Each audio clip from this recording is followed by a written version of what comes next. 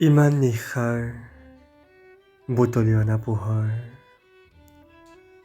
কিমান উদম মাটিময় বুকু, মেঘনে মাদল, মই মোৰ সকলো শূন্যতা ক'ত থওঁ।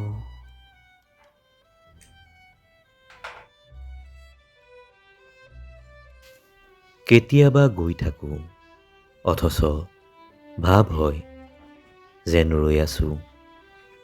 কেতিয়াবা আছোঁ অলৰ অচৰ হৈ, অথচ যেন গৈ আছোঁ ক'ৰবালৈ।